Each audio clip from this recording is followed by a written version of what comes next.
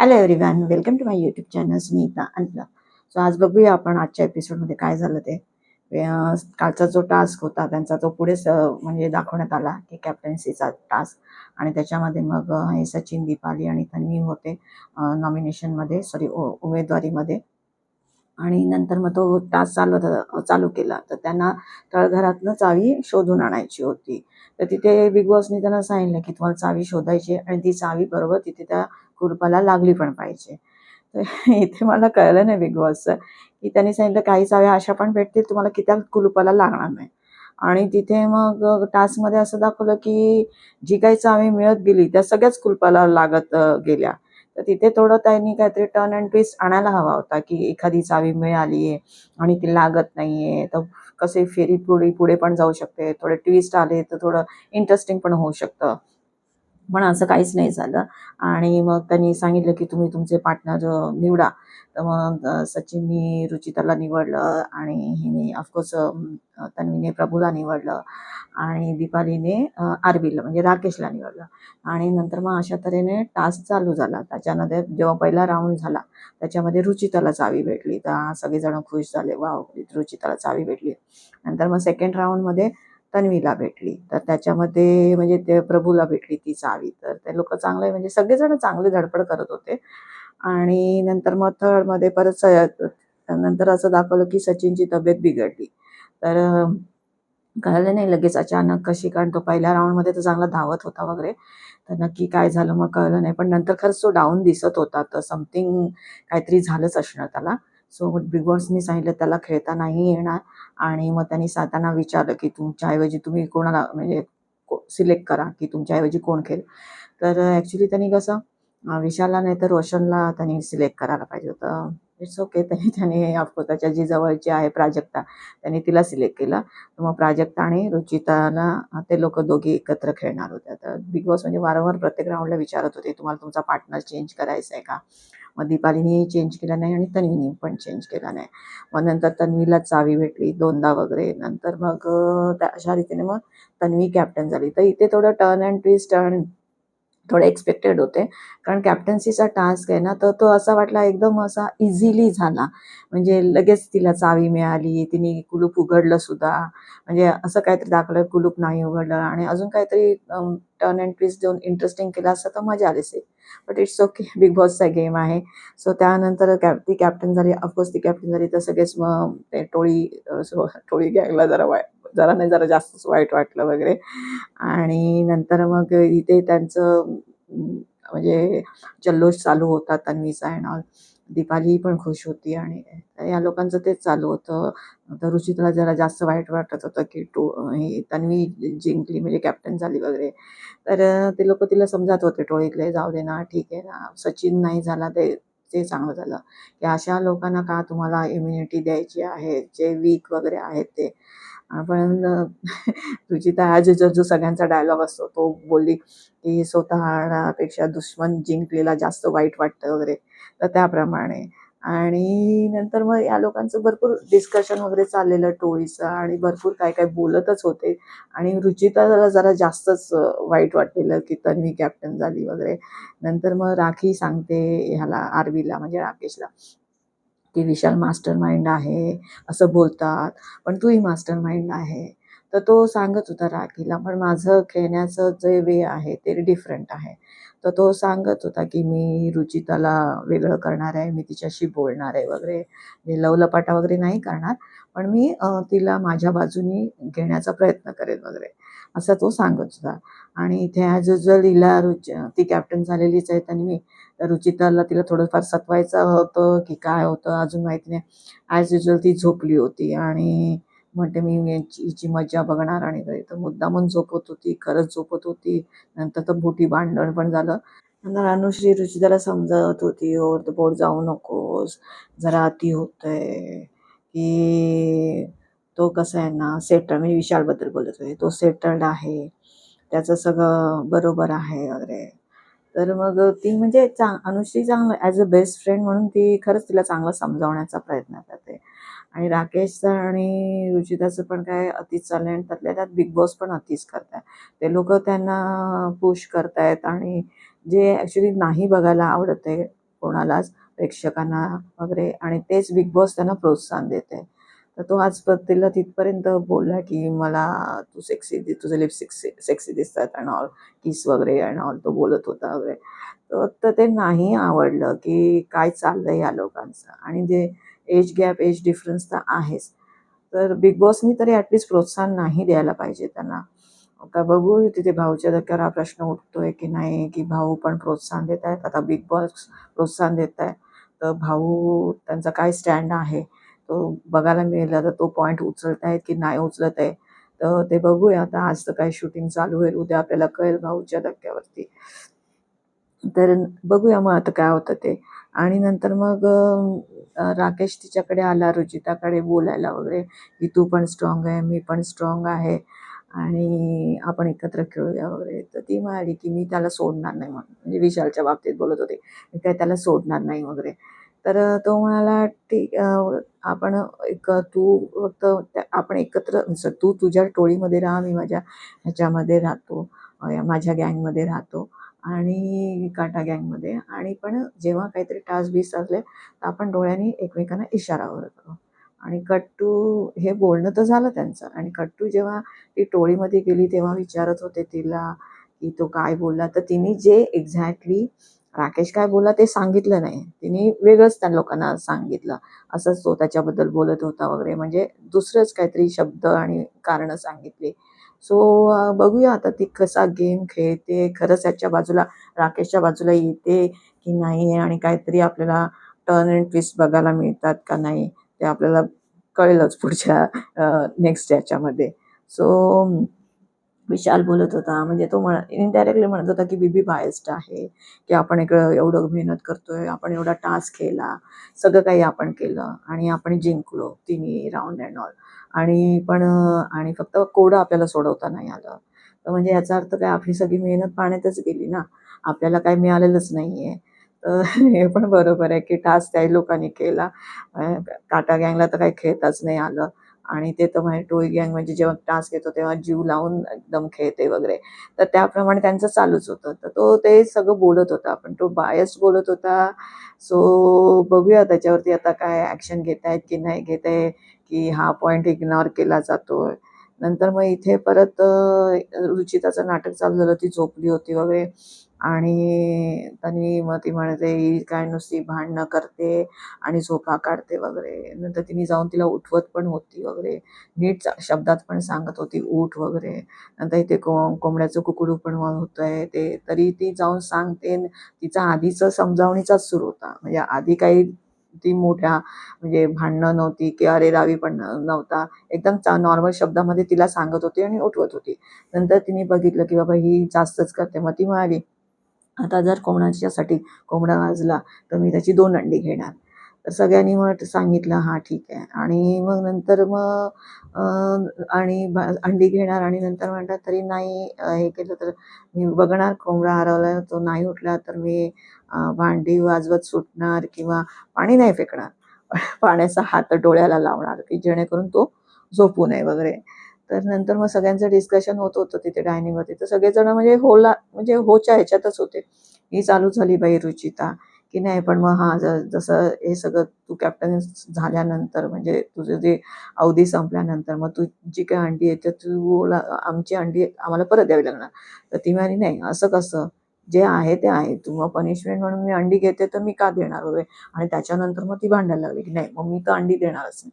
तर अनुश्रीचा एक गेम काय कळत नाहीये, म्हणजे ॲक्च्युली जर हा तिचा गेम असेल तर आय वुड से की चांगला गेम खेळते, स्मार्ट खेळते. कारण ती बाहेर येऊन लगेच तन्वीला बोलली, "तू तिचं ऐकू नकोस. तू तुझा स्टँडवरती राहा उभी, म्हणजे भक्कम उभी राहा, की ती सपोज ती म्हणजे प्रत्येकजण काय-काय बोलतो त्यांचे सजेशन्स नको घेत बसू. तू जे बोलतेस ना त्याच्यावर तू ठाम राहा." तर ती म्हणाली, "हां, मी तसंच काही करणार आहे" म्हणून. नंतर मानुषीचं तिचं शेअर करत होती, की तो दही खातो वगैरे विशालचं, आणि पूर्णच्या पूर्ण डबा तो खातो. तो आम्हाला ठेवतच नाही. म्हणजे मी त्यांच्यासाठी एवढं करते, तर ते लोकं हे करतच नाही, नोटीस नाही करत आहे. त्यामुळे मी इरिटेट होते. सो ती म्हणजे तिचं जे काय ते आहेच तिच्या मनामध्ये येते, तर ती ते सगळं शेअर करत होती. म्हणजे ऑफकोर्स ग्रुपमध्ये आहे तर थोडंफार एकमेकांचं म्हणतात ना, भांड्याला भांडं लागतं किंवा एकमेकांचे विचार कधी-कधी आवडत नाही. आता गेमसाठी ते लोकं एकत्र आहेत, पण तिला नाही काय-काय त्यांच्या लोकांची जे वागतायत ते पटत नाहीये. तर ती तसं ते शेअर करत होती. नंतर प्राजक्ता तिला बोलत होती, की "तू तर पलटू आहेस, तू बोलते एक आणि करतेस एक आहे." तर ती म्हणते, "हां, आहे तर आहे मग." मग काय? तर ती म्हणते, "मग तुझ्यावर ट्रस्ट कोण ठेवणार?" तर ती म्हणते, "नका ठेवू ट्रस्ट." सरळ ती बोलून गेली, "नका ठेवू ट्रस्ट." आणि मग अशा तऱ्हेने मग कसं आणि नंतर ते टास्कमध्ये झालं. ती तेच बोलत होती, की विशाल मला बोलत होता, की मी तुला म्हणजे प्राजक्ताला नाही करणार. तर म्हणते, "नाही, मी विशालला बोलले होते, मी प्राजक्ताला करणार म्हणून." तर म्हणते, "विशालने मला नाही सांगितलं." नंतर त्याने विशालला बोलवलं आणि समोरासमोर केलं, की "तू बोलला होतास की नाही?" नंतर मग हा सांगायला लागला, एक्सप्लेनेशन द्यायला लागला ॲज युजुअल. असं झालं, तसं झालं. मग ही बोलली, मग ती बोलली आणि मग त्यांनी परत तिला गुंडाळलं प्राजक्ताला ॲज युजुअल. जो नेहमी सगळ्यांना तसं इकडं-तिकडचं बोलून गुंडाळत असतो. तसं त्यांनी गुंडाळलं. पण प्राजक्ताचं मला खरंच गेम कळत नाही. चुकीचं चाललंय. तुम्ही डील करायला जातायत आणि तुम्हाला तीच लोकं आउट करतायत, नॉमिनेट करतायत. तरी तुम्हाला त्याच लोकांवरती ट्रस्ट आहे आणि त्या लोकांकडे तुम्ही एक्सप्लेनेशन पण मागता. तर तुम्ही जेव्हा आधी करण वगैरे बरोबर होती, तेव्हा आर्वीला विचारायची नाही. पण आर्वीनी तुझ्या विरुद्ध वागलं, की आर्वीला जाऊन लगेच प्रश्न विचारायचा किंवा तू असं का केलं? अरे भाई, मग तू म्हणजे ना टाळी 2 हाताने वाजते ना. तुम्ही दुसऱ्यांसाठी करा, नंतर दुसऱ्यांकडनं एक्सपेक्ट करा. तुम्ही काही करत नाही, तुम्ही डील करतायत आणि आणि सगळ्यांना माहिती झालंय ना. आता त्या दिवशीच्या पण या वेणीच्या टास्कमध्ये सरळ ते लोकं म्हणत होते, की अनुशीलला बोलत होते, "आम्हाला वाटतं तू प्राजक्ताला काढशील." प्राजक्ताच्या समोर बोलतात, की प्राजक्ताला काढशील. म्हणजे जेव्हा तिने विशालला काढलं तेव्हा. हे डिस्कशन क्लिअर कट चालू असताना सुद्धा ती त्यांच्याच बरोबर आहे. म्हणजे तुम्हाला कळत नाही, की लोकं तुम्हाला नाही हे करत आहेत, तुम्हाला इग्नोर करतायत, त्यांना इन्व्हॉल्व नाही करत आहे. म्हणजे ती टोळी गँग तर टोळीच गँग आहे. तरी तुम्ही त्यांच्यावर जाता. म्हणजे तुम्हाला एकटं तुम्ही जर स्वतःला एकदम सोफिस्टिकेटेड समजता आहात, तर तन्वीच्या भाषेत आयुर्वेदिक वगैरे, तर मग खेळा ना एकटे. जे येईल ते स्टँड घ्या स्वतःसाठी आणि नंतर जे ऑफकोर्स पण मुद्दे आले, की तुम्हाला बोलता आलं पाहिजे. तुम्ही हे बोलून निघू नाही शकत, की मी एवढ्या वर्षांनी माझा आवाज कमवला आहे, तर मला गळा माझा खराब नाही करायचा आहे ओरडून-आरडून. जरुरी नाही प्रत्येक गोष्टी तुम्हाला ओरडायला आणि आरडायलाच पाहिजे. तुम्ही चांगल्या भाषेमध्ये किंवा स्ट्रॉंगली तुम्ही तुमचे मुद्दे मांडूच शकता ना. प्रत्येक गोष्टीला ओरडलंच पाहिजे. उलटं ओरडतायत ती लोकं नाही आवडत आहे. पण तुम्ही जर सोफिस्टिकेटेड स्वतःला समजतायत आणि तुम्ही म्हणता त्या मुलींसारखे तुम्ही नाही आहात, तर तुम्ही तुमचे छानपैकी मुद्दे मांडा ना. ते मुद्देही तू मांडत नाही. राखी तुला काय काय बोलते त्याच्यावरही तू हे करत नाही. मला माहिती आहे ती राखीच अशी नाहीये, ती चांगली आहे. अरे पण ती जेव्हा तुला घालून पाडून बोलते, तेव्हा तर तू बोल. तेव्हा पण तू बोलत नाहीयेस. तर हा बाई कुठला गेम आहे? प्रत्येक बिग बॉसचा गेमच हा हा आहे, की तुम्ही तुमच्यासाठी स्टँड घेतला पाहिजे. बिग बॉसचाच गेम काय, आयुष्यामध्ये पण तुमच्यावर काहीतरी रॉंग होतंय, कोण तुम्हाला चुकीचं बोलतंय, ब्लेम करतंय, तर तुम्ही ते स्टँड तर घेतलं पाहिजे. तुम्ही तर बोलायलाच हवं तुमच्यासाठी. म्हणजे तुमचा मग सेल्फ रिस्पेक्ट कुठे आहे? तुम्ही म्हणता मग हा कुठला तुमचा गेम आहे? जर तुम्हाला तुमचा सेल्फ रिस्पेक्ट नाही ठेवता येत नाहीये, तुम्ही बोलू शकत नाही, तुम्ही मुद्दे मांडत नाहीये आणि जेव्हा टास्क येतो तेव्हा तुम्ही सगळ्यांबरोबर डील करायला जाता. मग हा गेम तर आपल्याला तर नाही आवडणार ना प्रेक्षकांना. तर हे जे काही चाललंय प्राजक्ताचा गेम, तो चुकीचा चाललाय. दुसरीकडे सचिन आहे. तो सचिन कसा आहे, तो चांगला माणूस आहे. खरंच चांगला माणूस आहे. पण कसं म्हणते ना, तो बिग बॉस मटेरियल नाहीये. तर तो प्रमाणे पण तो ॲटलीस्ट बोलतोय तरी. What about Roshan? तो तर आज दिसलाच नाही. आज जे त्यांचं भांडण झालं, ही वॉज सिटिंग देअर. तिथेच होता. तरी पण त्यांनी काही बोलत नाही. तिथेचला तिथे गप्प ठोंब्यासारखा बसला होता. म्हणजे इव्हन त्या विषाने त्याला धरून प्रभूला असं काहीतरी हलवलं सुद्धा, झटकल्यासारखं जोरजोराने. तरी तो तिथे काहीच बोलला नाहीये. म्हणजे तुला टोळी गँग राईट वाटते का? का टोळी गँगच्या तुला अगेन्स्ट नाही जायचंय? तू घाबरतोयस का? हा कुठला गेम आहे? आणि तुम्ही बोलत पण नाहीये. बोलायला तर पाहिजे ना. तुम्ही अक्षरशः गप्प बसलेले असता तिथे. आणि मग तुम्ही एक्सपेक्ट करताय की फॅन्स जे आहेत जे म्हणतात की बाबा आमचा रोशन दादा, रोशन दादा. भाई खेळा तर खरं, तर तुम्ही जिंकाल ना. नुसतंच तुमचं हे फॅन्सचं जे तुम्हाला मिळतंय, तर ते तुम्हाला मिळतंय ते ठीक आहे, पण मग तुमचा गेम दोन्ही पाहिजे ना. फॅन्स पण पाहिजे आणि तुम्ही गेम पण खेळला पाहिजे. पण मग ते चुकीचं वाटतंय की म्हणजे खरंच चुकीचं वाटतंय, की तुम्ही एवढे गप्पा एवढं तुमच्या बरोबर आजूबाजूला सगळं होतंय, तुम्ही समोर बसलेले आणि तुमच्या तोंडातनं शब्द निघत नाही. आणि नंतर मग विशालला तर रागच आला अनुषेचा इकडे, कारण अनुषेने त्याला समोर उभं केलं प्राजक्ताला वगैरे. नंतर मग तो रुचिताशी बोलायला लागला. मग रुचिता बोलली, आपण हिला टोळीतनं बाहेर काढूया वगैरे, असं सगळं बोलायला लागले. म्हणजे या लोकांचं कसं विशालचं, त्याच्या अगेन्स्टमध्ये कोणी जायला लागलं की तो लगेच बोलतो आपण याला बाहेर काढूया. म्हणजे रोशनच्या बाबतीत रोशन तर आहे, रोशन त्यांच्या बाजूनी नसतोच. आजकाल रोशन दुसरीकडेच बसलेला असतो.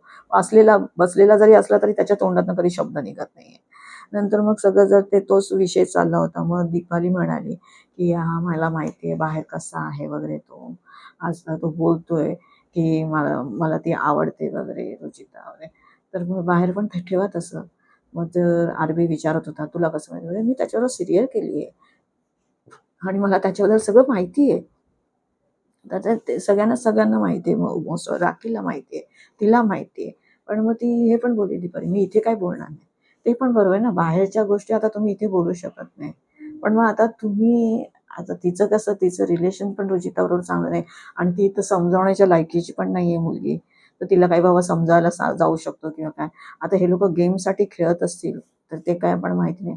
कारण नंतर जेव्हा चाललेलं तर दोघं विदाउट माईक तिथे बोलत होते. तर मग विदाउट माईक माईक काढून तुम्हाला एवढं काय बोलायचंय, म्हणजे असं काय तुम्ही बोलत होता.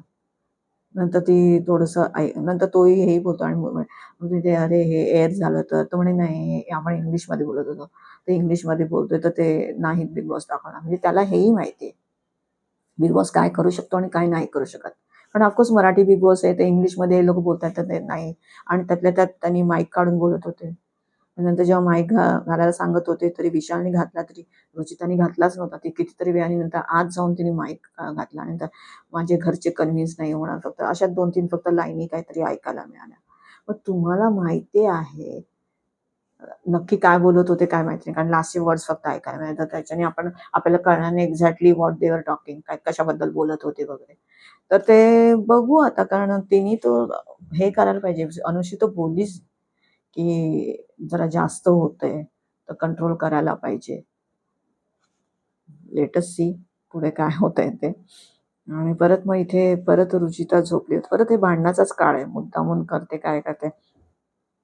रुचिता झोपली होती. नंतर मग तिच्या कानात जाऊन काय ओरडते आणि ए बिलो द बेल्ट वाली रुचिता, डोळे उघड आणि वगैरे, आणि जोरजोरात बोलत होती. आणि मग तिला हे करते. नंतर परत त्यांचं भरपूर भांडण वगैरे चालू झालं. ती म्हणते अरे मी आता डॉक्टरकडे जाऊ, म्हणजे ॲक्च्युली कसं झालं माहिती का, जेव्हा ती ओरडत होती आणि तन्वी तिला जाऊन सांगत होती तेव्हा ती काहीच नाही बोलली. तेव्हा ती येते तिच्याशी भांडते वगैरे, तुझ्यासारखे 56 बघितले वगैरे.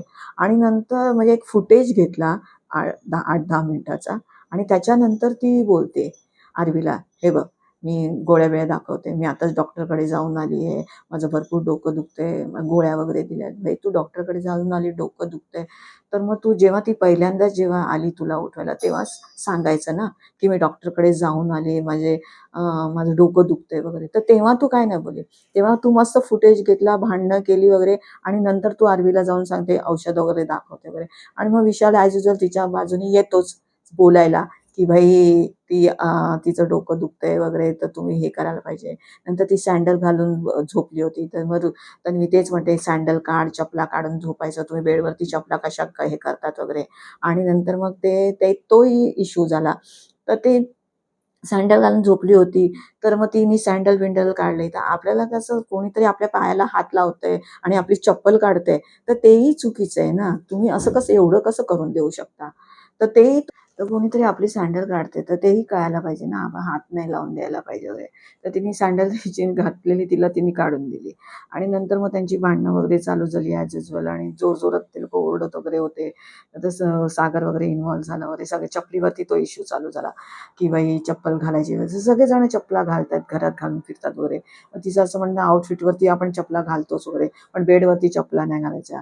तर ती म्हणत होती आधी तर सगळेच बेडवरती चपला घालून झोपायचे, पण मी आता झोपली तर तू मला बोलते. तर इथे थोडं तन्वीचं पण थोडं म्हणजे कधी कधी ती लावड होतेच आणि हे होतंच, तर ते थोडंफार चुकतंच. आणि ती बोलते मी हे तुला दाखवण्यासाठीच मी हे केलं की सगळेजण बेडवरती चपला घालतात, पण मी तेव्हा तू काय बोलत नाहीये. काल पण सगळेजण होते तेव्हा तू काय बोलत नाही आणि आज मी हे केलं तर लगेच तू मला बोलते.